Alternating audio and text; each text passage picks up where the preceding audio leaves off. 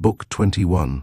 The Trial of the Axes, during which Ulysses reveals himself to Eumaeus and Philoetius. Minerva now put it in Penelope's mind to make the suitors try their skill with the bow and with the iron axes, in contest among themselves, as a means of bringing about their destruction. She went upstairs and got the storeroom key, which was made of bronze and had a handle of ivory. She then went with her maidens into the storeroom at the end of the house, where her husband's treasures of gold, bronze, and wrought iron were kept, and where was also his bow, and the quiver full of deadly arrows that had been given him by a friend whom he had met in Lacedaemon, Iphitus the son of Eurytus. The two fell in with one another in Messene at the house of Autolycus, where Ulysses was staying in order to recover a debt that was owing from the whole people. For the Messenians had carried off 300 sheep from Ithaca and had sailed away with them and with their shepherds. In quest of these Ulysses took a long journey while still quite young, for his father and the other chieftains sent him on a mission to recover them.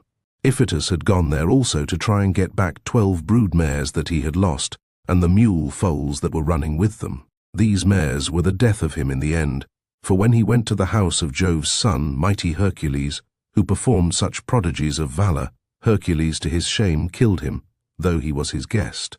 For he feared not heaven's vengeance, nor yet respected his own table which he had set before Iphitus, but killed him in spite of everything, and kept the mares himself.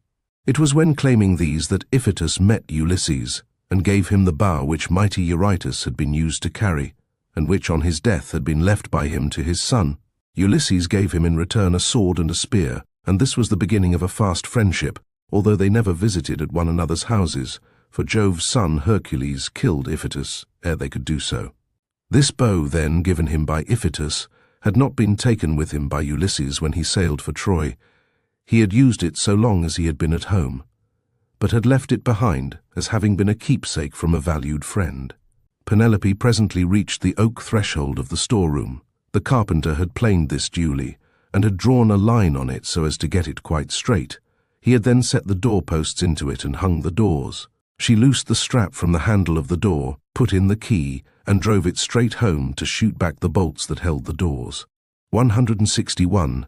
These flew open with a noise like a bull bellowing in a meadow, and Penelope stepped upon the raised platform, where the chests stood in which the fair linen and clothes were laid by, along with fragrant herbs. Reaching thence, she took down the bow with its bow case from the peg on which it hung. She sat down with it on her knees, weeping bitterly as she took the bow out of its case. And when her tears had relieved her, she went to the cloister where the suitors were, carrying the bow and the quiver, with the many deadly arrows that were inside it. Along with her came her maidens, bearing a chest that contained much iron and bronze, which her husband had won as prizes. When she reached the suitors, she stood by one of the bearing posts supporting the roof of the cloister, holding a veil before her face, and with a maid on either side of her. Then she said, "Listen to me, you suitors, who persist in abusing the hospitality of this house because its owner has been long absent, and without other pretext than that you want to marry me. This, then, being the prize that you are contending for, I will bring out the mighty bow of Ulysses, and whomsoever of you shall string it most easily, and send his arrow through each one of 12 axes, him will I follow and quit this house of my lawful husband, so goodly, and so abounding in wealth. But even so I doubt not that I shall remember it in my dreams." As she spoke, she told Eumaeus to set the bow and the pieces of iron before the suitors, and Eumaeus wept as he took them to do as she had bidden him. Hard by, the stockman wept also when he saw his master's bow, but Antinous scolded them. "You country louts," said he, "silly simpletons, why should you add to the sorrows of your mistress by crying in this way? She has enough to grieve her in the loss of her husband. Sit still, therefore, and eat your dinners in silence, or go outside if you want to cry, and leave the bow behind you. We suitors shall have to contend for it with might and main, for we shall find it no light matter to string such a bow as this is. There is not a man of us all who is such another as Ulysses, for I have seen him and remember him, though I was then only a child." This was what he said, but all the time he was expecting to be able to string the bow and shoot through the iron, whereas in fact he was to be the first that should taste of the arrows from the hands of Ulysses, whom he was dishonoring in his own house, egging the others on to do so also. Then Telemachus spoke. "Great heavens," he exclaimed, "Jove must have robbed me of my senses. Here is my dear and excellent mother saying she will quit this house and marry again, yet I am laughing and enjoying myself as though there were nothing happening. But, suitors, as the contest has been agreed upon, let it go forward. It is for a woman whose peer is not to be found in Pylos, Argos, or Mycene, nor yet in Ithaca, nor on the mainland. You know this as well as I do. What need have I to speak in praise of my mother? Come on then, make no excuses for delay, but let us see whether you can string the bow or no. I too will make trial of it. For if I can string it and shoot through the iron, I shall not suffer my mother to quit this house with a stranger, not if I can win the prizes which my father won before me. As he spoke, he sprang from his seat, threw his crimson cloak from him, and took his sword from his shoulder. First he set the axes in a row, in a long groove which he had dug for them, and had made straight by line, 162. Then he stamped the earth tight round them, and everyone was surprised when they saw him set them up so orderly, though he had never seen anything of the kind before. This done, he went on to the pavement to make trial of the bow. Thrice did he tug at it, trying with all his might to draw the string, and thrice he had to leave off. Though he had hoped to string the bow and shoot through the iron, he was trying for the fourth time, and would have strung it had not Ulysses made a sign to check him in spite of all his eagerness. So he said, "Alas, I shall either be always feeble and of no prowess, or I am too young, and have not yet reached my full strength, so as to be able to hold my own if anyone attacks me. You others, therefore, who are stronger than I, make trial of the bow, and get this contest settled." On this he put the bow down, letting it lean against the door that led into the house, with the arrow standing against the top of the bow. Then he sat down on the seat from which he had risen, and Antinous said, "Come on, each of you in his turn, going towards the right from the place at which the cupbearer begins when he is handing round the wine." The rest agreed, and Laiod son of Oenops was the first to rise. He was sacrificial priest to the suitors, and sat in the corner near the mixing bowl. 163 He was the only man who hated their evil deeds, and was indignant with the others. He was now the first to take the bow and arrow, so he went on to the pavement to make his trial, but he could not string the bow. For his hands were weak and unused to hard work. They therefore soon grew tired, and he said to the suitors, "My friends, I cannot string it. Let another have it. This bow shall take the life and soul out of many a chief among us, for it is better to die than to live after having missed the prize that we have so long striven for, and which has brought us so long together. Some one of us is even now hoping and praying that he may marry Penelope, but when he has seen this bow and tried it, let him woo and make bridal offerings to some other woman, and let Penelope marry whoever makes her the best offer, and whose lot it is to win her." On this he put the bow down, letting it lean against the door, 164, with the arrow standing against the tip of the bow. Then he took his seat again on the seat from which he had risen, and Antinous rebuked him, saying, "Laios, what are you talking about? Your words are monstrous and intolerable. It makes me angry to listen to you. Shall then this bow take the life of many a chief among us, merely because you cannot bend it yourself? True, you were not born to be an archer, but there are others who will soon string it." Then he said to Melanthius the Goatherd, "Look sharp, light a fire in the court, and set a seat hard by with a sheepskin on it. Bring us also a large ball of lard from what they have in the house. Let us warm the bow and grease it. We will then make trial of it again, and bring the contest to an end." Melanthius lit the fire, and set a seat covered with sheepskins beside it. He also brought a great ball of lard from what they had in the house, and the suitors warmed the bow, and again made trial of it. But they were none of them nearly strong enough to string it. Nevertheless, there still remained Antinous and Eurymachus, who were the ringleaders among the suitors, and much the foremost among them all. Then the swineherd and the stockman left the cloisters together, and Ulysses followed them. When they had got outside the gates and the outer yard, Ulysses said to them quietly, "Stockman, and you swineherd, I have something in my mind which I am in doubt whether to say or no, but I think I will say it. What manner of men would you be to stand by Ulysses, if some god should bring him back here all of a sudden? Say which you are disposed to do, to side with the suitors or with Ulysses." "Father Jove," answered the stockman, "would indeed that you might so ordain it. If some god were but to bring Ulysses back, you should see with what might and main I would fight for him." In like words Eumaeus prayed to all the gods that Ulysses might return, When, therefore, he saw for certain what mind they were of, Ulysses said, "It is I, Ulysses, who am here. I have suffered much, but at last, in the 20th year, I am come back to my own country. I find that you two alone of all my servants are glad that I should do so, for I have not heard any of the others praying for my return. To you two, therefore, will I unfold the truth as it shall be.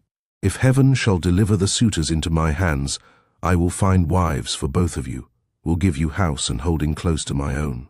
And you shall be to me as though you were brothers and friends of Telemachus. I will now give you convincing proofs that you may know me and be assured. See, here is the scar from the boar's tooth that ripped me when I was out hunting on Mount Parnassus with the sons of Autolycus." As he spoke, he drew his rags aside from the great scar, and when they had examined it thoroughly, they both of them wept about Ulysses, threw their arms round him, and kissed his head and shoulders, while Ulysses kissed their hands and faces in return. The sun would have gone down upon their mourning if Ulysses had not checked them and said, "Cease your weeping, lest someone should come outside and see us, and tell those who are within. When you go in, do so separately, not both together. I will go first. And do you follow afterwards. Let this moreover be the token between us. The suitors will all of them try to prevent me from getting hold of the bow and quiver. Do you therefore, Eumaeus, place it in my hands when you are carrying it about, and tell the women to close the doors of their apartment. If they hear any groaning or uproar as of men fighting about the house, they must not come out. They must keep quiet and stay where they are at their work. And I charge you, Philoetius, to make fast the doors of the outer court, and to bind them securely at once." When he had thus spoken, he went back to the house, and took the seat that he had left. Presently his two servants followed him inside. At this moment the bow was in the hands of Eurymachus, who was warming it by the fire, but even so he could not string it, and he was greatly grieved. He heaved a deep sigh and said, "I grieve for myself and for us all. I grieve that I shall have to forego the marriage, but I do not care nearly so much about this. For there are plenty of other women in Ithaca and elsewhere. What I feel most is the fact of our being so inferior to Ulysses in strength that we cannot string his bow. This will disgrace us in the eyes of those who are yet unborn." "It shall not be so, Eurymachus," said Antinous, "and you know it yourself. Today is the feast of Apollo throughout all the land. Who can string a bow on such a day as this? Put it on one side. As for the axes, they can stay where they are, for no one is likely to come to the house and take them away. Let the cupbearer go round with his cups, that we may make our drink offerings and drop this matter of the bow. We will tell Melanthius to bring us in some goats tomorrow, the best he has. We can then offer thigh bones to Apollo the mighty archer, and again make trial of the bow, so as to bring the contest to an end." The rest approved his words, and thereon men servants poured water over the hands of the guests, while pages filled the mixing bowls with wine and water, and handed it round, after giving every man his drink offering. Then, when they had made their offerings, and had drunk each as much as he desired, Ulysses craftily said, "Suitors of the illustrious queen, listen that I may speak even as I am minded. I appeal more especially to Eurymachus, and to Antinous, who has just spoken with so much reason. Cease shooting for the present, and leave the matter to the gods, but in the morning let heaven give victory to whom it will. For the moment, however, give me the bow that I may prove the power of my hands among you all, and see whether I still have as much strength as I used to have, or whether travel and neglect have made an end of it." This made them all very angry, for they feared he might string the bow. Antinous therefore rebuked him fiercely, saying, "Wretched creature, you have not so much as a grain of sense in your whole body. You ought to think yourself lucky in being allowed to dine unharmed among your betters, without having any smaller portion served you than we others have had, and in being allowed to hear our conversation. No other beggar or stranger has been allowed to hear what we say among ourselves. The wine must have been doing you a mischief, as it does with all those who drink immoderately. It was wine that inflamed the centaur Eurytion when he was staying with Perithous among the Lapithae. When the wine had got into his head, he went mad and did ill deeds about the house of Perithous. This angered the heroes who were there assembled. So they rushed at him and cut off his ears and nostrils. Then they dragged him through the doorway out of the house, so he went away crazed, and bore the burden of his crime, bereft of understanding.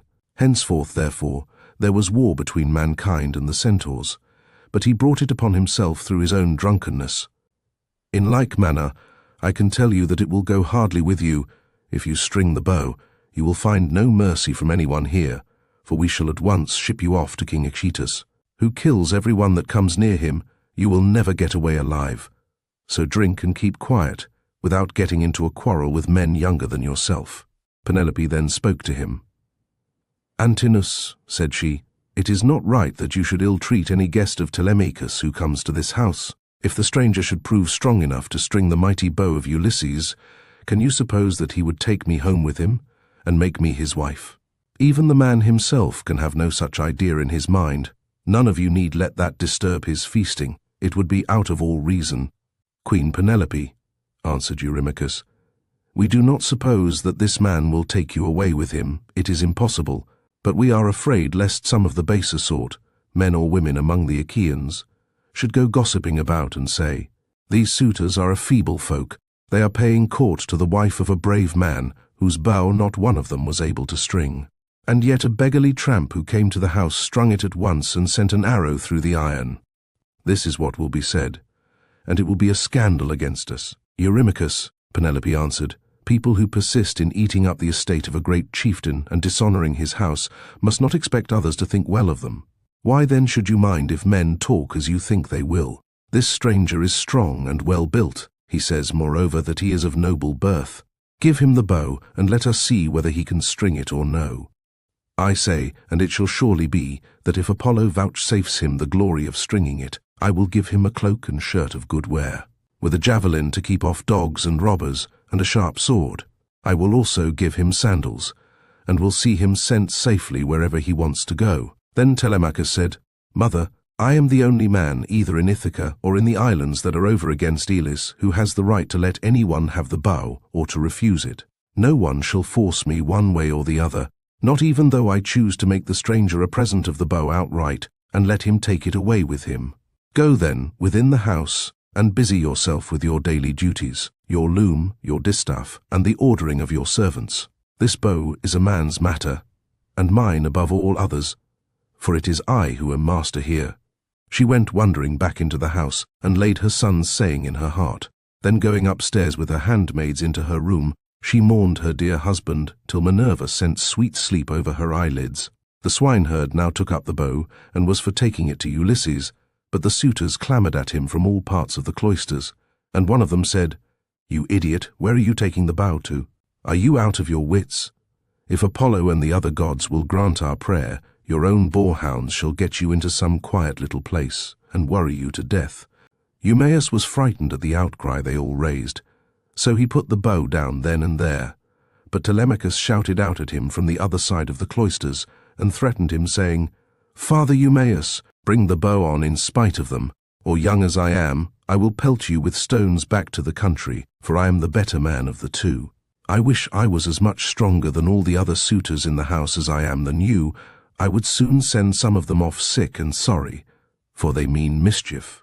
Thus did he speak, and they all of them laughed heartily, which put them in a better humour with Telemachus. So Eumaeus brought the bow on, and placed it in the hands of Ulysses. When he had done this, he called Euryclea apart, and said to her, "Euryclea, Telemachus says you are to close the doors of the women's apartments. If they hear any groaning or uproar as of men fighting about the house, they are not to come out, but are to keep quiet and stay where they are at their work." Euryclea did as she was told, and closed the doors of the women's apartments. Meanwhile Philoetius slipped quietly out and made fast the gates of the outer court.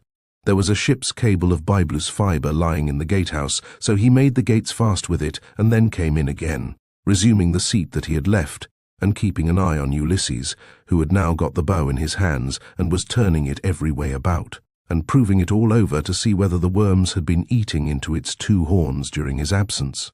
Then would one turn towards his neighbour, saying, "This is some tricky old bow fancier. Either he has got one like it at home, or he wants to make one. In such workmanlike style does the old vagabond handle it." Another said, "I hope he may be no more successful in other things than he is likely to be in stringing this bow." But Ulysses, when he had taken it up and examined it all over, strung it as easily as a skilled bard strings a new peg of his lyre, and makes the twisted gut fast at both ends. Then he took it in his right hand to prove the string, and it sang sweetly under his touch like the twittering of a swallow. The suitors were dismayed, and turned color as they heard it. At that moment, moreover, Jove thundered loudly as a sign, and the heart of Ulysses rejoiced as he heard the omen that the son of scheming Saturn had sent him. He took an arrow that was lying upon the table 165, for those which the Achaeans were so shortly about to taste were all inside the quiver. He laid it on the centerpiece of the bow, and drew the notch of the arrow and the string toward him, still seated on his seat. When he had taken aim, he let fly, and his arrow pierced every one of the handle holes of the axes from the first onwards, till it had gone right through them and into the outer courtyard. Then he said to Telemachus, "Your guest has not disgraced you, Telemachus. I did not miss what I aimed at, and I was not long in stringing my bow. I am still strong, and not as the suitors twit me with being. Now, however, it is time for the Achaeans to prepare supper while there is still daylight, and then otherwise to disport themselves with song and dance, which are the crowning ornaments of a banquet." As he spoke, he made a sign with his eyebrows, and Telemachus girded on his sword, grasped his spear, and stood armed beside his father's seat. Book 2. The killing of the suitors. The maids who have misconducted themselves are made to cleanse the cloisters and are then hanged. Then Ulysses tore off his rags and sprang onto the broad pavement with his bow and his quiver full of arrows. He shed the arrows onto the ground at his feet and said, "The mighty contest is at an end. I will now see whether Apollo will vouchsafe it to me to hit another mark which no man has yet hit." On this he aimed a deadly arrow at Antinous, who was about to take up a two-handled gold cup to drink his wine, and already had it in his hands. He had no thought of death, who amongst all the revellers would think that one man, however brave, would stand alone among so many and kill him. The arrow struck Antinous in the throat, and the point went clean through his neck, so that he fell over, and the cup dropped from his hand, while a thick stream of blood gushed from his nostrils. He kicked the table from him and upset the things on it, so that the bread and roasted meats were all soiled as they fell over onto the ground. The suitors were in an uproar when they saw that a man had been hit. They sprang in dismay, one and all of them, from their seats, and looked everywhere towards the walls. But there was neither shield nor spear, and they rebuked Ulysses very angrily. "Stranger," said they, "you shall pay for shooting people in this way. You shall see no other contest. You are a doomed man. He whom you have slain was the foremost youth in Ithaca, and the vultures shall devour you for having killed him." Thus they spoke, for they thought that he had killed Antinous by mistake, and did not perceive that death was hanging over the head of every one of them. But Ulysses glared at them and said, "Dogs, did you think that I should not come back from Troy? You have wasted my substance. 167 have forced my women servants to lie with you, and have wooed my wife while I was still living. You have feared neither God nor man, and now you shall die." They turned pale with fear as he spoke, and every man looked round about to see whither he might fly for safety. But Eurymachus alone spoke. "If you are Ulysses," said he, "then what you have said is just. We have done much wrong on your lands and in your house. But Antinous, who was the head and front of the offending, lies low already. It was all his doing. It was not that he wanted to marry Penelope. He did not so much care about that. What he wanted was something quite different, and Jove has not vouchsafed it to him. He wanted to kill your son and to be chief man in Ithaca. Now, therefore, that he has met the death which was his due, spare the lives of your people. We will make everything good among ourselves, and pay you in full for all that we have eaten and drunk. Each one of us shall pay you a fine worth 20 oxen, and we will keep on giving you gold and bronze till your heart is softened. Until we have done this, no one can complain of your being enraged against us."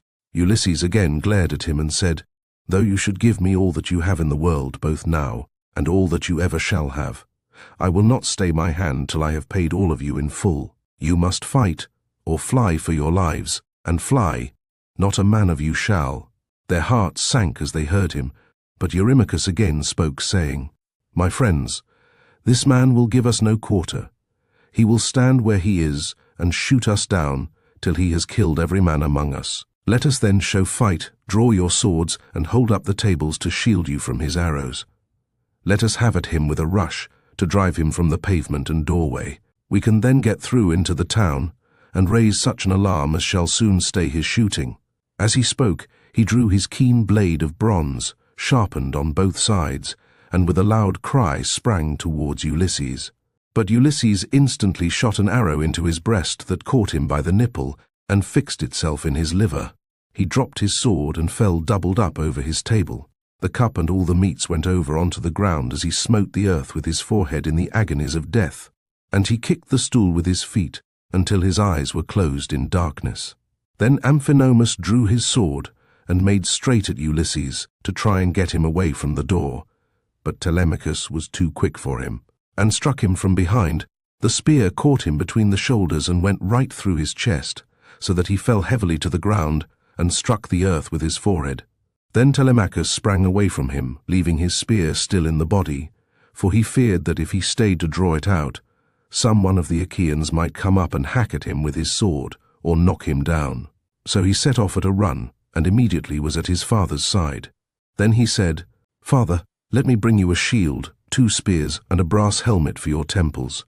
I will arm myself as well, and will bring other armor for the swineherd and the stockman, for we had better be armed." "Run and fetch them," answered Ulysses, "while my arrows hold out, or when I am alone they may get me away from the door." Telemachus did as his father said, and went off to the storeroom where the armor was kept. He chose 4 shields, 8 spears, and 4 brass helmets with horsehair plumes. He brought them with all speed to his father, and armed himself first, while the stockman and the swineherd also put on their armor, and took their places near Ulysses. Meanwhile Ulysses, as long as his arrows lasted, had been shooting the suitors one by one, and they fell thick on one another. When his arrows gave out, he set the bow to stand against the end wall of the house by the doorpost, and hung a shield 4 hides thick about his shoulders. On his comely head he set his helmet, well wrought with a crest of horsehair that nodded menacingly above it, 168, and he grasped 2 redoubtable bronze-shod spears. Now there was a trapdoor 169 on the wall, while at one end of the pavement 170 there was an exit leading to a narrow passage, and this exit was closed by a well-made door. Ulysses told Philoetius to stand by this door and guard it, for only one person could attack it at a time. But Agelaus shouted out, "Cannot someone go up to the trapdoor and tell the people what is going on? Help would come at once, and we should soon make an end of this man and his shooting." "This may not be, Agelaus," answered Melanthius. "The mouth of the narrow passage is dangerously near the entrance to the outer court. One brave man could prevent any number from getting in. But I know what I will do. I will bring you arms from the storeroom, for I am sure it is there that Ulysses and his son have put them." On this the Goatherd Melanthius went by back passages to the storeroom of Ulysses's house. There he chose 12 shields, with as many helmets and spears, and brought them back as fast as he could to give them to the suitors. Ulysses' heart began to fail him when he saw the suitors 171 putting on their armor and brandishing their spears. He saw the greatness of the danger and said to Telemachus, "Some one of the women inside is helping the suitors against us, or it may be Melanthius." Telemachus answered, "The fault, father, is mine, and mine only. I left the storeroom door open, and they have kept a sharper lookout than I have. Go, Eumaeus, put the door to, and see whether it is one of the women who is doing this, or whether, as I suspect, it is Melanthius the son of Dolius." Thus did they converse. Meanwhile Melanthius was again going to the storeroom to fetch more armor, but the swineherd saw him and said to Ulysses, who was beside him, "Ulysses, noble son of Laertes, it is that scoundrel Melanthius, just as we suspected, who is going to the storeroom. Say, shall I kill him, if I can get the better of him? Or shall I bring him here, that you may take your own revenge for all the many wrongs that he has done in your house?" Ulysses answered, "Telemachus and I will hold these suitors in check. No matter what they do, go back both of you and bind Melanthius' hands and feet behind him. Throw him into the storeroom and make the door fast behind you. Then fasten a noose about his body and string him close up to the rafters from a high-bearing post 172, that he may linger on in an agony." Thus did he speak, and they did even as he had said. They went to the storeroom, which they entered before Melanthius saw them, for he was busy searching for arms in the innermost part of the room. So the two took their stand on either side of the door and waited. By and by Melanthius came out with a helmet in one hand and an old dry rotted shield in the other, which had been borne by Laertes when he was young, but which had been long since thrown aside, and the straps had become unsewn, On this the two seized him, dragged him back by the hair, and threw him struggling to the ground. They bent his hands and feet well behind his back, and bound them tight with a painful bond as Ulysses had told them. Then they fastened a noose about his body and strung him up from a high pillar, till he was close up to the rafters, and over him did you then vaunt, O swineherd Eumaeus, saying, Melanthius, you will pass the night on a soft bed as you deserve. You will know very well when morning comes from the streams of Oceanus, and it is time for you to be driving in your goats for the suitors to feast on. There, then, they left him in very cruel bondage, and having put on their armor, they closed the door behind them, and went back to take their places by the side of Ulysses, whereon the 4 men stood in the cloister, fierce and full of fury. Nevertheless, those who were in the body of the court were still both brave and many. Then Jove's daughter Minerva came up to them, having assumed the voice and form of Mentor. Ulysses was glad when he saw her and said, Mentor, lend me your help, and forget not your old comrade, nor the many good turns he has done you. Besides, you are my age-mate. But all the time he felt sure it was Minerva, and the suitors from the other side raised an uproar when they saw her. Agelaus was the first to reproach her. Mentor, he cried, do not let Ulysses beguile you into siding with him and fighting the suitors. This is what we will do. When we have killed these people, father and son, we will kill you too. You shall pay for it with your head, and when we have killed you, we will take all you have, indoors or out, and bring it into hotchpot with Ulysses' property. We will not let your sons live in your house, nor your daughters, nor shall your widow continue to live in the city of Ithaca. This made Minerva still more furious, so she scolded Ulysses very angrily. Ulysses, said she, your strength and prowess are no longer what they were when you fought for 9 long years among the Trojans about the noble Lady Helen. You killed many a man in those days, and it was through your stratagem that Priam's city was taken. How comes it that you are so lamentably less valiant now that you are on your own ground, face to face with the suitors in your own house? Come on, my good fellow, stand by my side, and see how Mentor, son of Alcimus, shall fight your foes and requite your kindnesses conferred upon him. But she would not give him full victory as yet, for she wished still further to prove his own prowess and that of his brave son. So she flew up to one of the rafters in the roof of the cloister and sat upon it in the form of a swallow.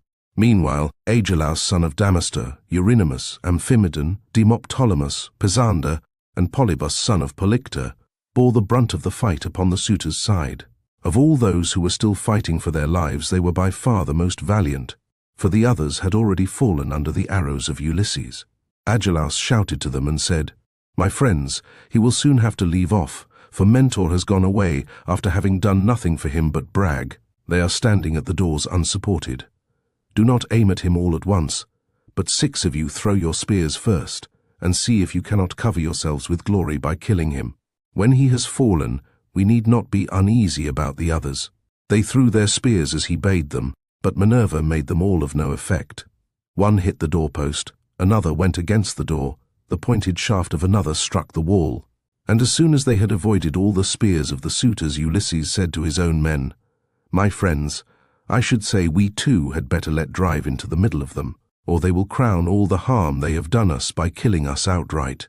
They therefore aimed straight in front of them and threw their spears.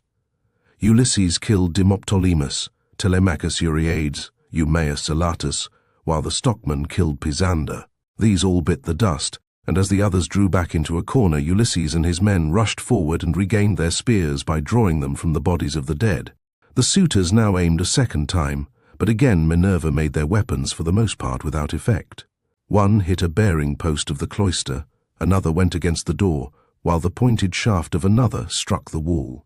Still, Amphimedon just took a piece of the top skin from off Telemachus's wrist, and Ctesippus managed to graze Eumaeus's shoulder above his shield, but the spear went on and fell to the ground.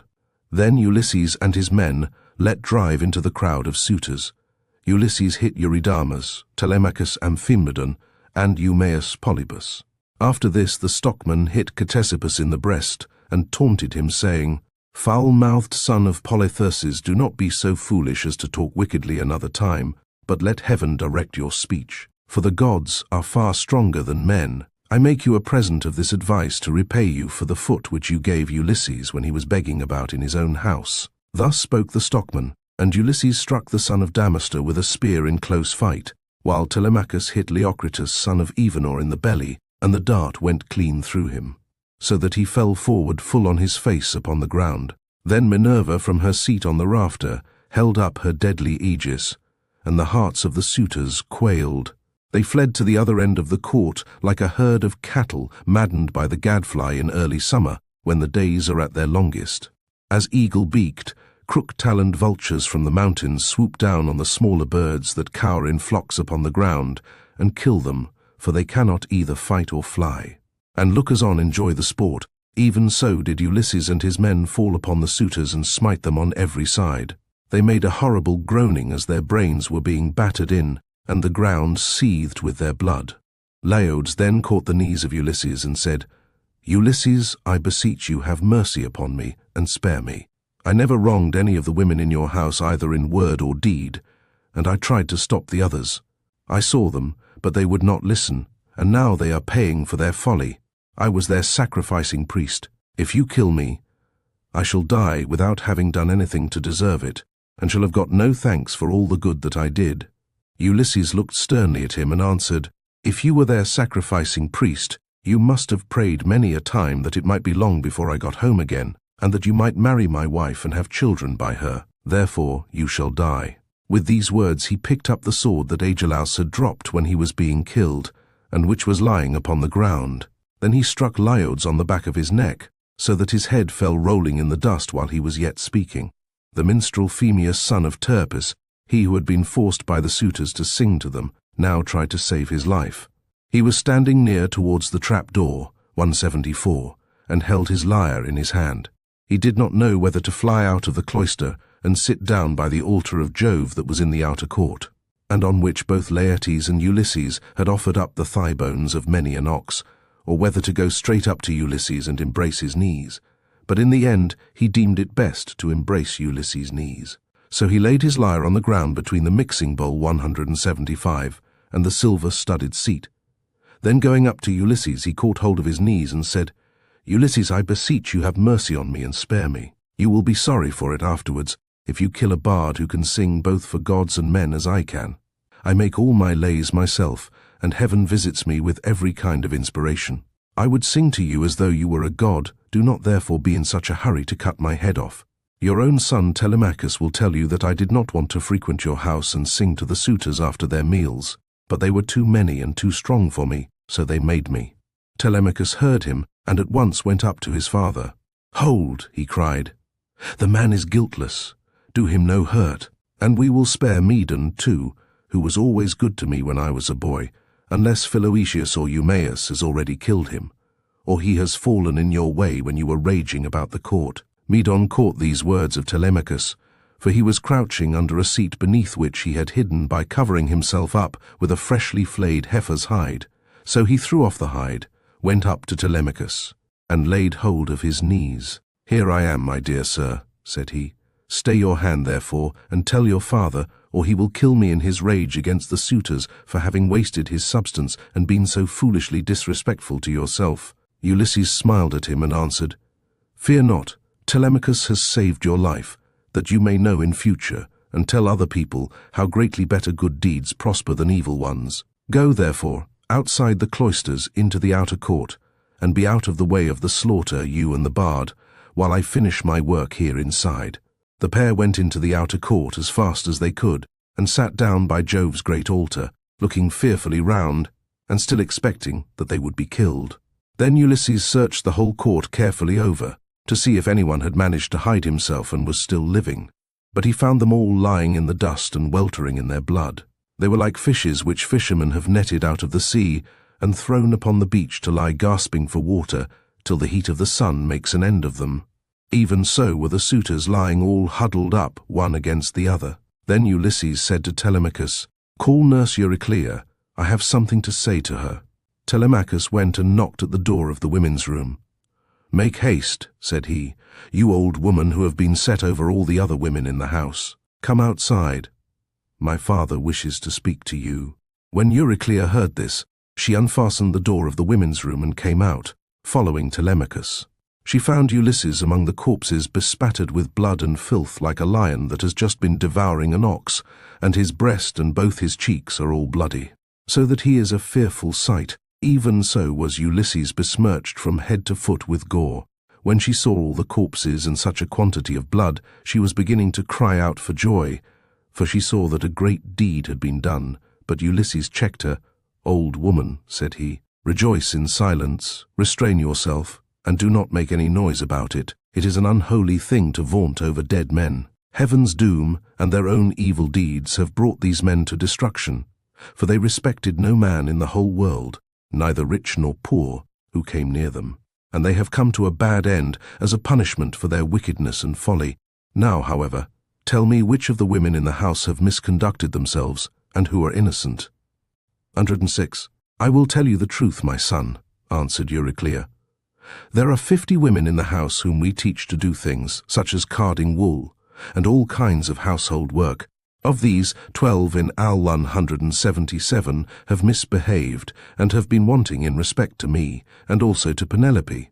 They showed no disrespect to Telemachus, for he has only lately grown, and his mother never permitted him to give orders to the female servants.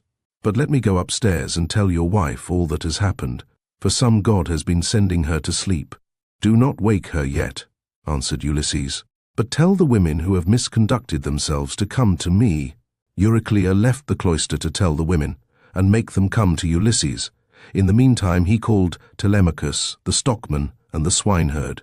"Begin," said he, "to remove the dead, and make the women help you. Then get sponges and clean water to swill down the tables and seats.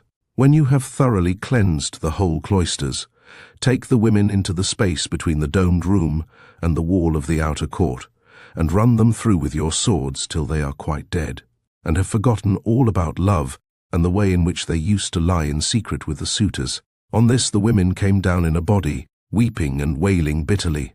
First they carried the dead bodies out, and propped them up against one another in the gatehouse. Ulysses ordered them about, and made them do their work quickly, so they had to carry the bodies out. When they had done this, they cleaned all the tables and seats with sponges and water, while Telemachus and the 2 others shoveled up the blood and dirt from the ground, and the women carried it all away and put it out of doors. Then, when they had made the whole place quite clean and orderly, they took the women out and hemmed them in the narrow space between the wall of the domed room and that of the yard, so that they could not get away.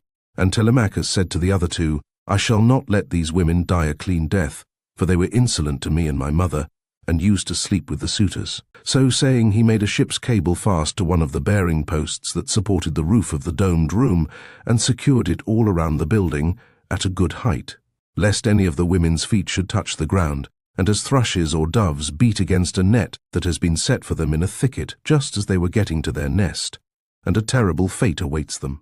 Even so did the women have to put their heads in nooses one after the other, and die most miserably.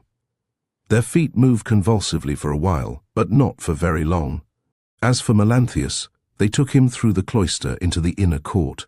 There they cut off his nose and his ears. They drew out his vitals and gave them to the dogs raw, and then in their fury they cut off his hands and his feet. When they had done this, they washed their hands and feet and went back into the house, for all was now over. And Ulysses said to the dear old nurse Euryclea, "Bring me sulphur, which cleanses all pollution, and fetch fire also that I may burn it, and purify the cloisters. Go, moreover, and tell Penelope to come here with her attendants, and also all the maidservants that are in the house." "All that you have said is true," answered Euryclea, "but let me bring you some clean clothes, a shirt and cloak. Do not keep these rags on your back any longer. It is not right." "First light me a fire," replied Ulysses. She brought the fire and sulphur, as he had bidden her, and Ulysses thoroughly purified the cloisters and both the inner and outer courts. Then she went inside to call the women and tell them what had happened, whereon they came from their apartment with torches in their hands, and pressed round Ulysses to embrace him, kissing his head and shoulders, and taking hold of his hands. It made him feel as if he should like to weep, for he remembered every one of them. 179. Book 23rd. Penelope eventually recognizes her husband. Early in the morning, Ulysses, Telemachus, Eumaeus, and Philoetius leave the town. Euryclea now went upstairs laughing to tell her mistress that her dear husband had come home. Her aged knees became young again, and her feet were nimble for joy as she went up to her mistress and bent over her head to speak. To her, "Wake up, Penelope, my dear child," she exclaimed, "and see with your own eyes something that you have been wanting this long time past. Ulysses has at last indeed come home again, and has killed the suitors who were giving so much trouble in his house, eating up his estate and ill-treating his son." "My good nurse," answered Penelope, "you must be mad. The gods sometimes send some very sensible people out of their minds and make foolish people become sensible. This is what they must have been doing to you, for you always used to be a reasonable person. Why should you thus mock me when I have trouble enough already, talking such nonsense, and waking me up out of a sweet sleep that had taken possession of my eyes and closed them? I have never slept so soundly from the day my poor husband went to that city with the ill-omened name. Go back again into the women's room. If it had been anyone else who had woke me up to bring me such absurd news, I should have sent her away with a severe scolding. As it is, your age shall protect you."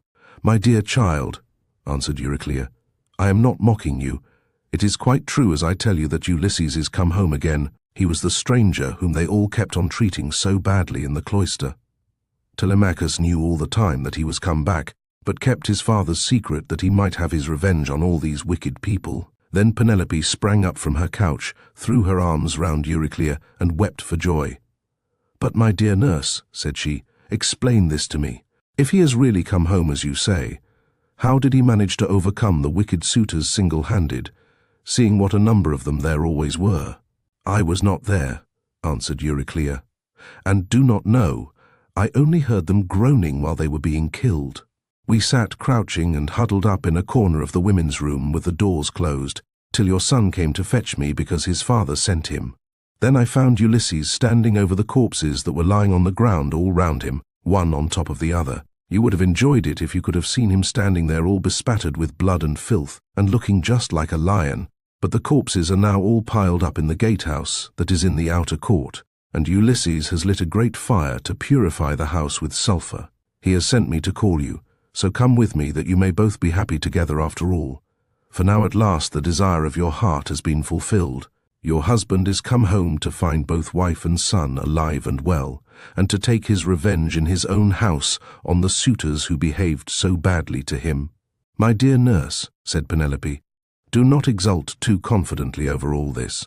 You know how delighted everyone would be to see Ulysses come home, more particularly myself, and the son who has been born to both of us. But what you tell me cannot be really true. It is some god who is angry with the suitors for their great wickedness, and has made an end of them, for they respected no man in the whole world, neither rich nor poor, who came near them. And they have come to a bad end in consequence of their iniquity. Ulysses is dead far away from the Achaean land. He will never return home again." Then nurse Euryclea said, "My child, what are you talking about? But you were all hard of belief, and have made up your mind that your husband is never coming, although he is in the house and by his own fireside at this very moment. Besides, I can give you another proof. When I was washing him, I perceived the scar which the wild boar gave him, and I wanted to tell you about it. But in his wisdom he would not let me, and clapped his hands over my mouth. So come with me, and I will make this bargain with you. If I am deceiving you, you may have me killed by the most cruel death you can think of." "My dear nurse," said Penelope, "however wise you may be, you can hardly fathom the counsels of the gods. Nevertheless, we will go in search of my son, that I may see the corpses of the suitors and the man who has killed them." On this she came down from her upper room, and while doing so she considered whether she should keep at a distance from her husband and question him, or whether she should at once go up to him and embrace him. When, however, she had crossed the stone floor of the cloister, she sat down opposite Ulysses by the fire, against the wall at right angles to that by which she had entered, while Ulysses sat near one of the bearing posts, looking upon the ground and waiting to see what his brave wife would say to him when she saw him. For a long time she sat silent and as one lost in amazement. At one moment she looked him full in the face, but then again directly she was misled by his shabby clothes and failed to recognize him. 181 till Telemachus began to reproach her and said, "Mother, but you are so hard that I cannot call you by such a name. Why do you keep away from my father in this way?" Why do you not sit by his side and begin talking to him and asking him questions? No other woman could bear to keep away from her husband when he had come back to her after 20 years of absence, and after having gone through so much. But your heart always was as hard as a stone. Penelope answered, My son, I am so lost in astonishment that I can find no words in which either to ask questions or to answer them. I cannot even look him straight in the face. Still, if he really is Ulysses come back to his own home again, we shall get to understand one another better by and by, for there are tokens with which we two are alone acquainted, and which are hidden from all others. Ulysses smiled at this and said to Telemachus, Let your mother put me to any proof she likes, she will make up her mind about it presently. She rejects me for the moment and believes me to be somebody else, because I am covered with dirt and have such bad clothes on. Let us, however, consider what we had better do next. When one man has killed another, even though he was not one who would leave many friends to take up his quarrel, the man who has killed him must still say goodbye to his friends and fly the country, whereas we have been killing the stay of a whole town, and all the picked youth of Ithaca. I would have you consider this matter. Look to it yourself, father, answered Telemachus, for they say you are the wisest counselor in the world, and that there is no other mortal man who can compare with you. We will follow you with right good will, nor shall you find us fail you in so far as our strength holds out. I will say what I think will be best, answered Ulysses. First wash and put your shirts on. Tell the maids also to go to their own room and dress. Phemius shall then strike up a dance tune on his lyre, so that if people outside hear, or any of the neighbors, or someone going along the street happens to notice it, they may think there is a wedding in the house, and no rumors about the death of the suitors will get about in the town before we can escape to the woods upon my own land. Once there, we will settle which of the courses heaven vouchsafes us shall seem wisest. Thus did he speak, and they did even as he had said. First they washed and put their shirts on, while the women got ready. Then Phemius took his lyre, and set them all longing for sweet song and stately dance. The house re-echoed with the sound of men and women dancing, and the people outside said, I suppose the queen has been getting married at last. She ought to be ashamed of herself for not continuing to protect her husband's property until he comes home. 182. This was what they said, but they did not know what it was that had been happening. The upper servant Eurynome washed and anointed Ulysses in his own house and gave him a shirt and cloak.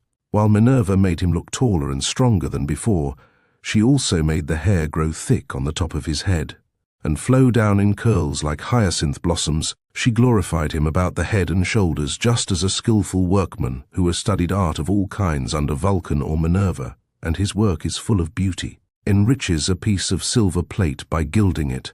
He came from the bath looking like one of the immortals, and sat down opposite his wife on the seat he had left. My dear, said he, heaven has endowed you with a heart more unyielding than woman ever yet had.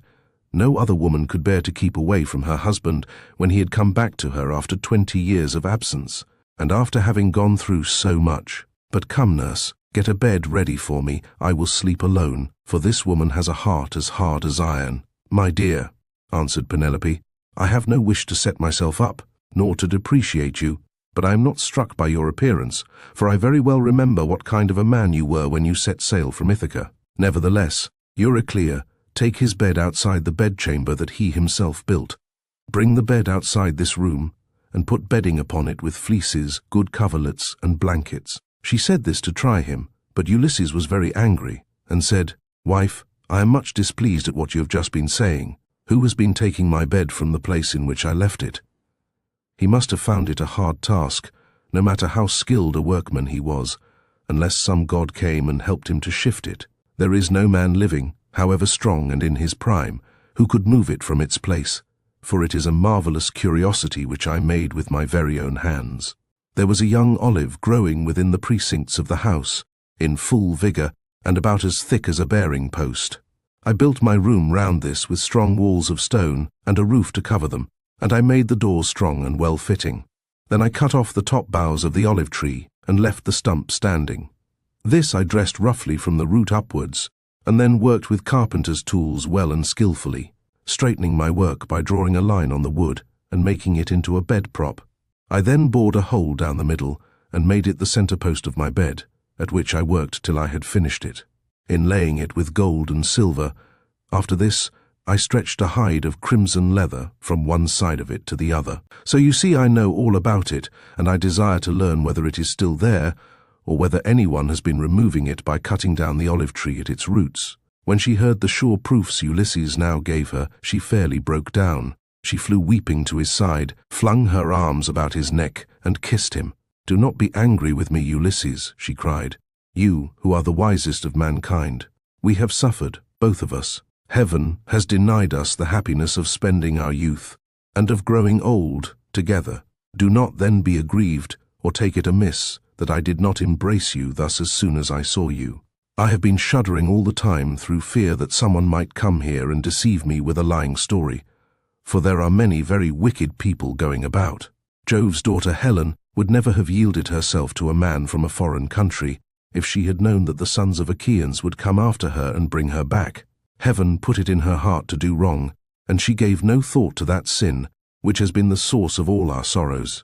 Now, however, that you have convinced me by showing that you know all about our bed, which no human being has ever seen but you and I and a single maidservant, the daughter of Actor, who was given me by my father on my marriage, and who keeps the doors of our room, hard of belief, though I have been, I can mistrust no longer." Then Ulysses in his turn melted, and wept as he clasped his dear and faithful wife to his bosom, as the sight of land is welcome to men who are swimming towards the shore. When Neptune has wrecked their ship with the fury of his winds and waves, a few alone reach the land, and these, covered with brine, are thankful when they find themselves on firm ground and out of danger. Even so was her husband welcome to her as she looked upon him, and she could not tear her two fair arms from about his neck. Indeed, they would have gone on indulging their sorrow till rosy-fingered morn appeared, had not Minerva determined otherwise, and held night back in the far west, while she would not suffer dawn to leave Oceanus, nor to yoke the two steeds Lampus and Phaethon that bear her onward to break the day upon mankind. At last, however, Ulysses said, "Wife, we have not yet reached the end of our troubles. I have an unknown amount of toil still to undergo. It is long and difficult, but I must go through with it, for thus the shade of Tiresias prophesied concerning me, on the day when I went down into Hades to ask about my return and that of my companions. But now let us go to bed, that we may lie down and enjoy the blessed boon of sleep." "You shall go to bed as soon as you please," replied Penelope, "now that the gods have sent you home to your own good house and to your country. But as heaven has put it in your mind to speak of it, tell me about the task that lies before you. I shall have to hear about it later, so it is better that I should be told at once." "My dear," answered Ulysses, "why should you press me to tell you? Still, I will not conceal it from you, though you will not like it. I do not like it myself, for Tiresias bade me travel far and wide, carrying an oar, till I came to a country where the people have never heard of the sea, and do not even mix salt with their food. They know nothing about ships, nor oars that are as the wings of a ship. He gave me this certain token, which I will not hide from you. He said that a wayfarer should meet me, and ask me whether it was a winnowing shovel that I had on my shoulder. On this, I was to fix my oar in the ground, and sacrifice a ram, a bull, and a boar to Neptune, after which I was to go home and offer hecatombs to all the gods in heaven, one after the other. As for myself, he said that death should come to me from the sea, and that my life should ebb away very gently when I was full of years and peace of mind, and my people should bless me. All this, he said, should surely come to pass." And Penelope said, "If the gods are going to vouchsafe you a happier time in your old age, you may hope then to have some respite from misfortune." Thus did they converse. Meanwhile, Eurynome and the nurse took torches and made the bed ready with soft coverlets. As soon as they had laid them, the nurse went back into the house to go to her rest, leaving the bedchamber woman Eurynome 183 to show Ulysses and Penelope to bed by torchlight. When she had conducted them to their room, she went back, and they then came joyfully to the rights of their own old bed. Telemachus, Philoetius, and the swineherd now left off dancing, and made the women leave off also. They then laid themselves down to sleep in the cloisters. When Ulysses and Penelope had had their fill of love, they fell talking with one another. She told him how much she had to bear in seeing the house filled with a crowd of wicked suitors who had killed so many sheep and oxen on her account, and had drunk so many casks of wine. Ulysses in his turn told her what he had suffered and how much trouble he had himself given to other people. He told her everything, and she was so delighted to listen that she never went to sleep till he had ended his whole story. He began with his victory over the Cicons, and how he thence reached the fertile land of the lotus eaters. He told her all about the Cyclops, and how he had punished him for having so ruthlessly eaten his brave comrades. How he then went on to Aeolus, who received him hospitably and furthered him on his way, but even so he was not to reach home. For to his great grief, a hurricane carried him out to sea again. How he went on to the Laestrygonian city Telepilos, where the people destroyed all his ships with their crews, save himself and his own ship only. Then he told of cunning Circe and her craft, and how he sailed to the chill house of Hades to consult the ghost of the Theban prophet Tiresias, and how he saw his old comrades in arms, and his mother who bore him and brought him up when he was a child, how he then heard the wondrous singing of the Sirens, and went on to the wandering rocks and terrible Charybdis and to Scylla, whom no man had ever yet passed in safety, how his men then ate the cattle of the sun god, and how Jove therefore struck the ship with his thunderbolts, so that all his men perished together, himself alone being left alive, how at last he reached the Ogygian island and the nymph Calypso, who kept him there in a cave, and fed him, and wanted him to marry her, in which case she intended making him immortal so that he should never grow old, but she could not persuade him to let her do so, and how after much suffering he had found his way to the Phaeacians, who had treated him as though he had been a god, and sent him back in a ship to his own country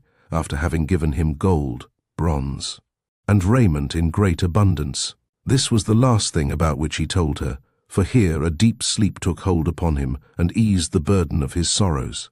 Then Minerva bethought her of another matter. When she deemed that Ulysses had had both of his wife and of repose, she bade golden-throned Dawn rise out of Oceanus, that she might shed light upon mankind. On this, Ulysses rose from his comfortable bed and said to Penelope, "Wife, we have both of us had our full share of troubles, you here, in lamenting my absence, and I in being prevented from getting home, though I was longing all the time to do so. Now, however, that we have at last come together, take care of the property that is in the house. As for the sheep and goats which the wicked suitors have eaten, I will take many myself by force from other people, and will compel the Achaeans to make good the rest till they shall have filled all my yards. I am now going to the wooded lands out in the country to see my father, who has so long been grieved on my account, and to yourself I will give these instructions, though you have little need of them. At sunrise it will at once get abroad that I have been killing the suitors. Go upstairs, therefore, 184, and stay there with your women. See nobody, and ask no questions.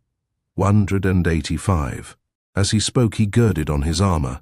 Then he roused Telemachus, Philoetius, and Eumaeus, and told them all to put on their armor also. This they did, and armed themselves. When they had done so, they opened the gates and sallied forth, Ulysses leading the way. It was now daylight, but Minerva nevertheless concealed them in darkness, and led them quickly out of the town. Book 6. The ghosts of the suitors in Hades. Ulysses and his men go to the house of Laertes. The people of Ithaca come out to attack Ulysses, but Minerva concludes a peace. Then Mercury of Cyllene summoned the ghosts of the suitors, and in his hand he held the fair golden wand with which he seals men's eyes in sleep or wakes them just as he pleases. With this he roused the ghosts and led them, while they followed whining and gibbering behind him, as bats fly squealing in the hollow of some great cave when one of them has fallen out of the cluster in which they hang. Even so did the ghosts whine and squeal as Mercury the healer of sorrow led them down into the dark abode of death. When they had passed the waters of Oceanus and the rock Lucus, they came to the gates of the sun and the land of dreams, whereon they reached the meadow of Asphodel, where dwell the souls and shadows of them that can labor no more. Here they found the ghost of Achilles son of Peleus, with those of Patroclus, Antilochus, and Ajax, who was the finest and handsomest man of all the Danaans after the son of Peleus himself. They gathered round the ghost of the son of Peleus, and the ghost of Agamemnon joined them, sorrowing bitterly. Round him were gathered also the ghosts of those who had perished with him in the house of Aegisthus, and the ghost of Achilles spoke first. "Son of Atreus," it said, "we used to say that Jove had loved you better from first to last than any other hero, for you were captain over many and brave men. when we were all fighting together before Troy, yet the hand of death, which no mortal can escape, was laid upon you all too early. Better for you had you fallen at Troy in the heyday of your renown, for the Achaeans would have built a mound over your ashes, and your son would have been heir to your good name, whereas it has now been your lot to come to a most miserable end. Happy son of Peleus, answered the ghost of Agamemnon, for having died at Troy far from Argos, while the bravest of the Trojans and the Achaeans fell round you fighting for your body, there you lay in the whirling clouds of dust, all huge and hugely, heedless now of your chivalry. We fought the whole of the livelong day, nor should we ever have left off if Jove had not sent a hurricane to stay us. Then, when we had borne you to the ships out of the fray, we laid you on your bed, and cleansed your fair skin with warm water and with ointments. The Danaans tore their hair and wept bitterly round about you. Your mother, when she heard, came with her immortal nymphs from out of the sea, and the sound of a great wailing went forth over the waters so that the Achaeans quaked for fear. They would have fled panic-stricken to their ships had not wise old Nestor, whose counsel was ever truest, checked them, saying, "Hold, Argives, fly not sons of the Achaeans. This is his mother coming from the sea with her immortal nymphs to view the body of her son." Thus he spoke, and the Achaeans feared no more. The daughters of the old man of the sea stood round you weeping bitterly, and clothed you in immortal raiment. The 9 Muses also came, and lifted up their sweet voices in lament, calling and answering one another.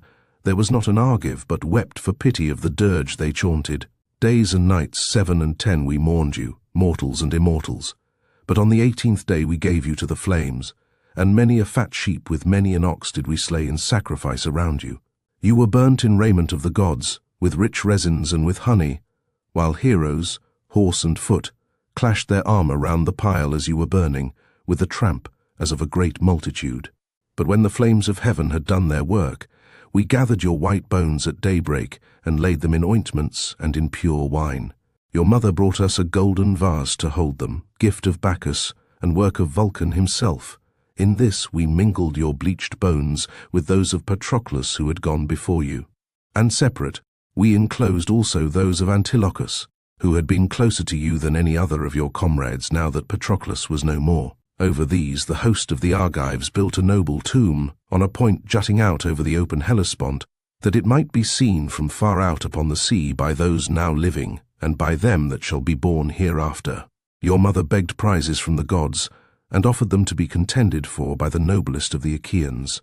You must have been present at the funeral of many a hero, when the young men gird themselves and make ready to contend for prizes on the death of some great chieftain. But you never saw such prizes as silver-footed Thetis offered in your honor, for the gods loved you well. Thus, even in death your fame, Achilles, has not been lost, and your name lives evermore among all mankind.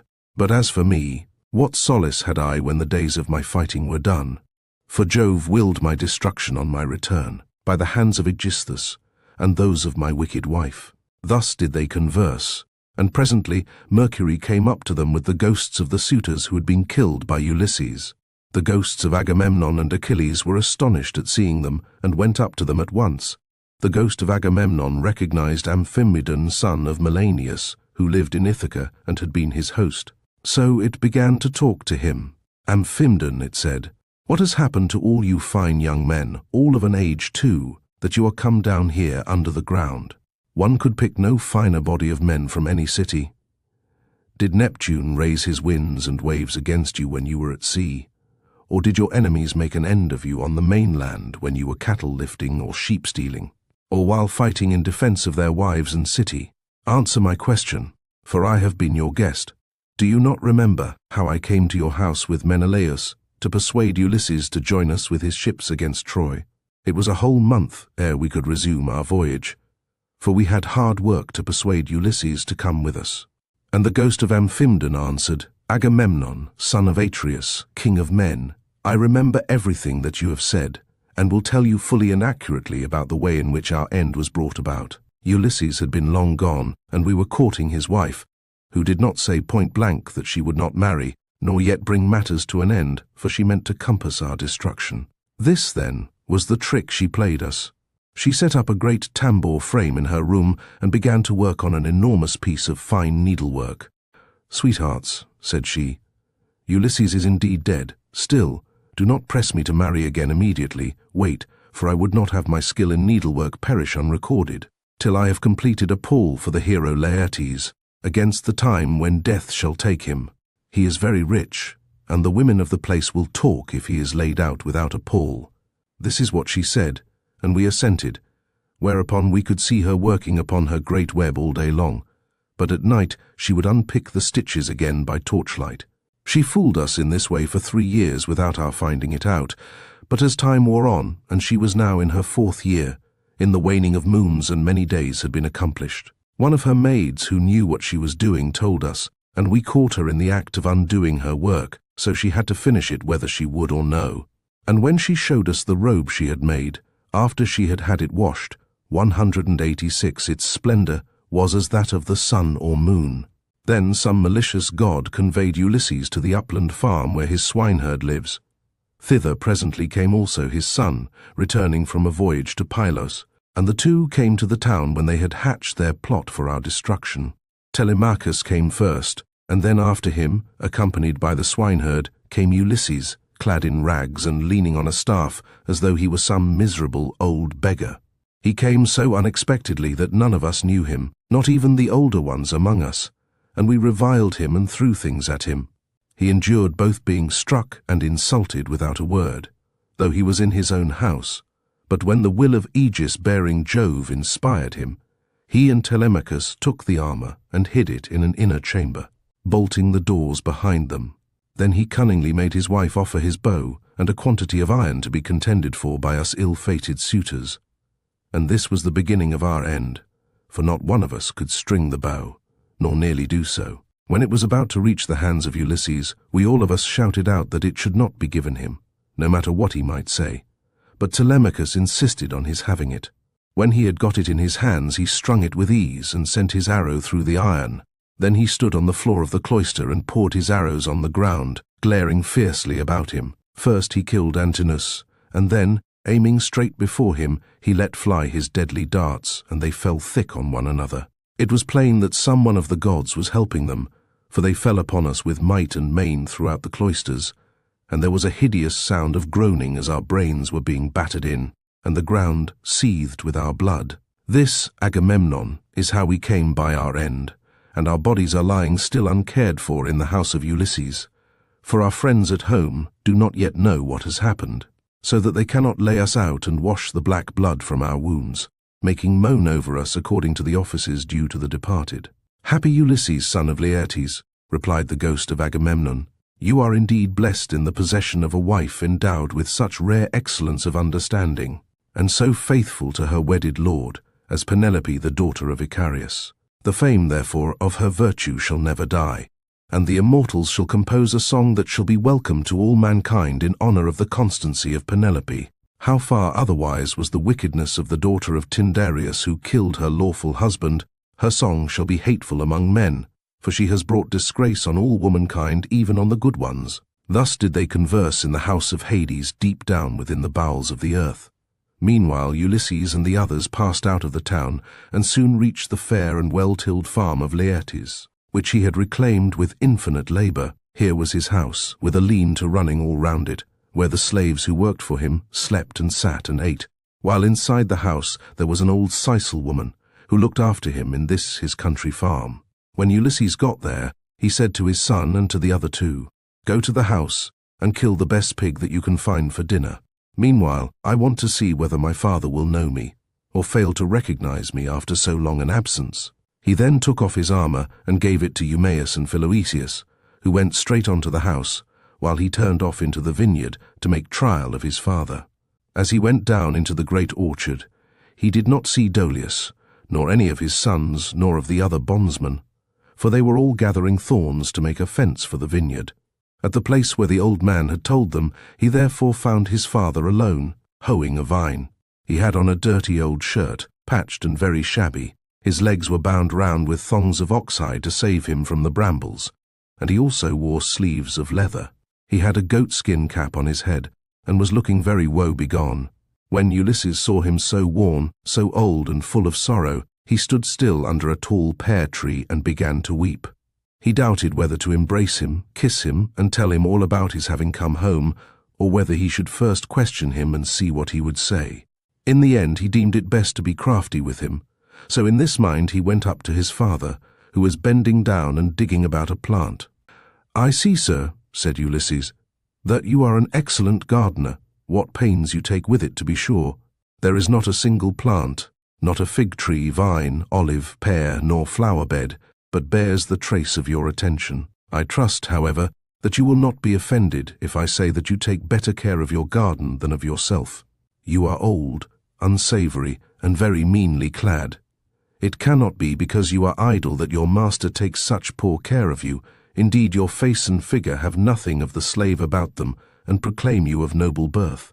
I should have said that you were one of those who should wash well, eat well, and lie soft at night as old men have a right to do. But tell me, and tell me true, whose bondman are you, and in whose garden are you working? Tell me also about another matter. Is this place that I have come to really Ithaca? I met a man just now who said so, but he was a dull fellow, and had not the patience to hear my story out when I was asking him about an old friend of mine, whether he was still living, or was already dead and in the house of Hades. Believe me when I tell you that this man came to my house once, when I was in my own country, and never yet did any stranger come to me whom I liked better. He said that his family came from Ithaca, and that his father was Laertes, son of Odysseus. I received him hospitably, making him welcome to all the abundance of my house, and when he went away, I gave him all customary presents. I gave him 7 talents of fine gold, and a cup of solid silver with flowers chased upon it. I gave him 12 light cloaks, and as many pieces of tapestry. I also gave him 12 cloaks of single fold, 12 rugs, 12 fair mantles, and an equal number of shirts. To all this, I added 4 good-looking women skilled in all useful arts, and I let him take his choice. His father shed tears and answered, "Sir, you have indeed come to the country that you have named, but it is fallen into the hands of wicked people. All this wealth of presents has been given to no purpose. If you could have found your friend here, alive in Ithaca, he would have entertained you hospitably and would have requited your presents amply when you left him, as would have been only right considering what you had already given him. But tell me, and tell me true, how many years is it since you entertained this guest, my unhappy son, as ever was? Alas, he has perished far from his own country, the fishes of the sea have eaten him, or he has fallen a prey to the birds and wild beasts of some continent. Neither his mother, nor I his father, who were his parents, could throw our arms about him and wrap him in his shroud, nor could his excellent and richly dowered wife Penelope bewail her husband, as was natural upon his deathbed, and close his eyes according to the offices due to the departed. But now, tell me truly, for I want to know. Who and whence are you? Tell me of your town and parents. Where is the ship lying that has brought you and your men to Ithaca? Or were you a passenger on some other man's ship, and those who brought you here have gone on their way and left you?" "I will tell you everything," answered Ulysses. "Quite truly. I come from Alybus, where I have a fine house. I am son of King Aphidus, who is the son of Polypemon. My own name is Eperitus. Heaven drove me off my course as I was leaving Sicania, and I have been carried here against my will. As for my ship, it is lying over yonder, off the open country outside the town, and this is the 5th year since Ulysses left my country. Poor fellow, yet the omens were good for him when he left me. The birds all flew on our right hands, and both he and I rejoiced to see them as we parted. For we had every hope that we should have another friendly meeting and exchange presents. A dark cloud of sorrow fell upon Laertes as he listened. He filled both hands with the dust from off the ground and poured it over his grey head, groaning heavily as he did so. The heart of Ulysses was touched, and his nostrils quivered as he looked upon his father. Then he sprang towards him, flung his arms about him and kissed him, saying, "I am he, father, about whom you are asking. I have returned after having been away for 20 years. But cease your sighing and lamentation, we have no time to lose. For I should tell you that I have been killing the suitors in my house to punish them for their insolence and crimes." "If you really are my son Ulysses," replied Laertes, "and have come back again, you must give me such manifest proof of your identity as shall convince me." "First observe this scar," answered Ulysses, "which I got from a boar's tusk when I was hunting on Mount Parnassus." You and my mother had sent me to Autolycus, my mother's father, to receive the presents which when he was over here he had promised to give me. Furthermore, I will point out to you the trees in the vineyard which you gave me, and I asked you all about them as I followed you round the garden. We went over them all, and you told me their names and what they all were. You gave me 13 pear trees, 10 apple trees, and 40 fig trees. You also said you would give me 50 rows of vines. There was corn planted between each row, and they yield grapes of every kind when the heat of heaven has been laid heavy upon them. Laertes' strength failed him when he heard the convincing proofs which his son had given him. He threw his arms about him, and Ulysses had to support him, or he would have gone off into a swoon. But as soon as he came to, and was beginning to recover his senses, he said, "O Father Jove, then you gods are still in Olympus after all, if the suitors have really been punished for their insolence and folly. Nevertheless, I am much afraid that I shall have all the townspeople of Ithaca up here directly, and they will be sending messengers everywhere throughout the cities of the Cephallenians." Ulysses answered, "Take heart, and do not trouble yourself about that, but let us go into the house hard by your garden. I have already told Telemachus, Philoetius, and Eumaeus to go on there and get dinner ready as soon as possible." Thus conversing, the two made their way towards the house. When they got there, they found Telemachus with the stockman and the swineherd cutting up meat and mixing wine with water. Then the old Sicel woman took Laertes inside and washed him and anointed him with oil. She put him on a good cloak, and Minerva came up to him and gave him a more imposing presence, making him taller and stouter than before. When he came back, his son was surprised to see him looking so like an immortal, and said to him, "My dear father, some one of the gods has been making you much taller and better looking." Laertes answered, "Would by Father Jove, Minerva, and Apollo, that I were the man I was when I ruled among the Cephallenians, and took Nericum, that strong fortress on the foreland. If I were still what I then was, and had been in our house yesterday with my armor on, I should have been able to stand by you and help you against the suitors. I should have killed a great many of them, and you would have rejoiced to see it." Thus did they converse, but the others, when they had finished their work and the feast was ready, left off working, and took each his proper place on the benches and seats. Then they began eating. By and by old Dolius and his sons left their work and came up, for their mother, the Sicel woman who looked after Laertes now that he was growing old, had been to fetch them. When they saw Ulysses and were certain it was he, they stood there lost in astonishment, but Ulysses scolded them good-naturedly and said, "Sit down to your dinner, old man, and never mind about your surprise. We have been wanting to begin for some time, and have been waiting for you." Then Dolius put out both his hands and went up to Ulysses. "Sir," said he, seizing his master's hand and kissing it at the wrist, "we have long been wishing you home, and now heaven has restored you to us, after we had given up hoping. All hail, therefore, and may the gods prosper you."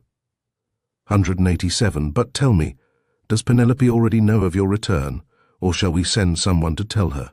"Old man," answered Ulysses, "she knows already, so you need not trouble about that." On this he took his seat, and the sons of Dolius gathered round Ulysses to give him greeting and embrace him one after the other. Then they took their seats in due order near Dolius their father. While they were thus busy getting their dinner ready, rumour went round the town, and noised abroad the terrible fate that had befallen the suitors. As soon, therefore, as the people heard of it, they gathered from every quarter, groaning and hooting before the house of Ulysses. They took the dead away, buried every man his own, and put the bodies of those who came from elsewhere on board the fishing vessels, for the fishermen to take each of them to his own place. They then met angrily in the place of assembly, and when they were got together, Eupeithes rose to speak. He was overwhelmed with grief for the death of his son Antinous, who had been the first man killed by Ulysses. So he said, weeping bitterly, "My friends, this man has done the Achaeans great wrong. He took many of our best men away with him in his fleet, and he has lost both ships and men. Now, moreover, on his return, he has been killing all the foremost men among the Cephallenians. Let us be up and doing before he can get away to Pylos or to Elis, where the Epeans rule, or we shall be ashamed of ourselves for ever afterwards. It will be an everlasting disgrace to us if we do not avenge the murder of our sons and brothers. For my own part, I should have no more pleasure in life, but had rather die at once. Let us be up then, and after them, before they can cross over to the main land." He wept as he spoke, and everyone pitied him. But Maiden and the bard Phemius had now woke up and came to them from the house of Ulysses. Everyone was astonished at seeing them, but they stood in the middle of the assembly, and Medon said, "Hear me, men of Ithaca. Ulysses did not do these things against the will of heaven. I myself saw an immortal god take the form of Mentor and stand beside him. This god appeared, now in front of him, encouraging him, and now going furiously about the court and attacking the suitors, whereon they fell thick on one another. On this pale fear laid hold of them, and old Halitherses, son of Master, rose to speak, for he was the only man among them who knew both past and future. So he spoke to them plainly and in all honesty, saying, "Men of Ithaca, it is all your own fault that things have turned out as they have. You would not listen to me, nor yet to Mentor. When we bade you check the folly of your sons, who were doing much wrong in the wantonness of their hearts, wasting the substance and dishonoring the wife of a chieftain who they thought would not return. Now, however, let it be as I say, and do as I tell you. Do not go out against Ulysses, or you may find that you have been drawing down evil on your own heads." This was what he said, and more than half raised a loud shout, and at once left the assembly. But the rest stayed where they were, for the speech of Halitherses displeased them. And they sided with Eupeithes. They therefore hurried off for their armor, and when they had armed themselves, they met together in front of the city, and Eupeithes led them on in their folly. He thought he was going to avenge the murder of his son, whereas in truth he was never to return, but was himself to perish in his attempt. Then Minerva said to Jove, "Father, son of Saturn, king of kings, answer me this question. What do you propose to do? Will you set them fighting still further, or will you make peace between them?" And Jove answered, "My child, why should you ask me? Was it not by your own arrangement that Ulysses came home and took his revenge upon the suitors? Do whatever you like, but I will tell you what I think will be most reasonable arrangement. Now that Ulysses is revenged, let them swear to a solemn covenant, in virtue of which he shall continue to rule, while we cause the others to forgive and forget the massacre of their sons and brothers. Let them then all become friends as heretofore, and let peace and plenty reign." This was what Minerva was already eager to bring about, so down she darted from off the topmost summits of Olympus. Now when Laertes and the others had done dinner, Ulysses began by saying, "Some of you go out and see if they are not getting close up to us." So one of Dolius's sons went as he was bid. Standing on the threshold, he could see them all quite near, and said to Ulysses, "Here they are, let us put on our armor at once." They put on their armor as fast as they could, that is to say Ulysses, his 3 men, and the 6 sons of Dolius. Laertes also and Dolius did the same, warriors by necessity in spite of their grey hair. When they had all put on their armor, they opened the gate and sallied forth, Ulysses leading the way. Then Jove's daughter Minerva came up to them, having assumed the form and voice of Mentor.